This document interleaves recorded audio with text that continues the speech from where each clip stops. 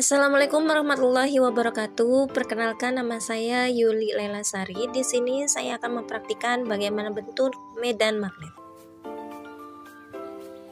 Dan inilah alat dan bahan yang diperlukan.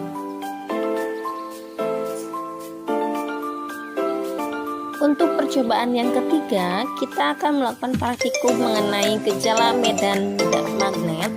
Dan inilah alat dan bahan yang diperlukan.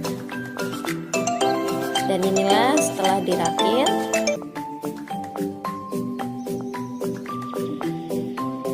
percobaan yang keempat yaitu cara membuat magnet.